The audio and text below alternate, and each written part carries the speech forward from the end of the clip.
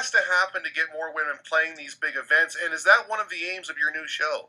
I get asked this question a lot, and I think it's such an important question to ask. And I really wish that there was kind of an easy solution for something like this. But I think what it really comes down to, I say this all the time, it's making women feel more comfortable to play this game. But I don't want to say that just in the sense of being nice to them when they're at the tables or making them feel welcome. It goes beyond that. It's about making this game easily accessible for women in terms of learning the strategy behind the game. Because what it comes down to is nobody ever wants to play a game on a competitive level that they don't feel like they are good at or they don't feel like they can be good at.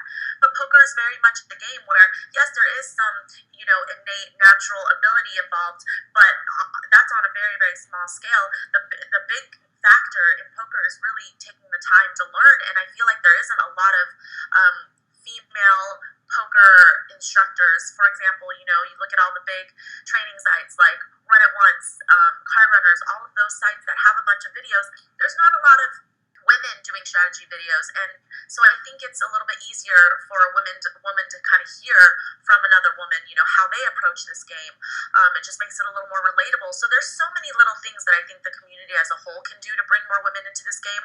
But of course, it definitely starts with the second a woman sits down at a poker table, make sure that she doesn't feel bad about being new to this game and not really knowing the protocol of when to bet, when to check. I've seen a lot of professionals sometimes be unprofessional towards those that are new, but remember, we all were new at one point, so it's just important to treat these players with respect and to make sure that they're having a good time, because that's what it comes down to at the end of the day. I want to ask you about that too, because you've been around the block. You certainly know how to handle yourself at the poker table.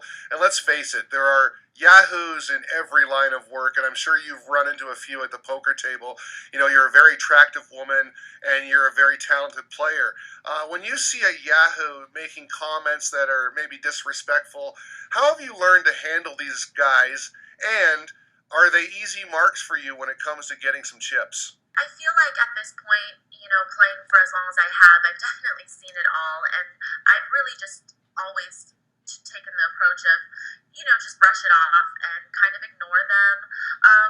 Of course, there's a few instances that I can remember where I will definitely, if they're out of line, I will 100% stand up for myself. But most of the time, I take it in stride. I laugh it off because I think that's the only way you can really go about it.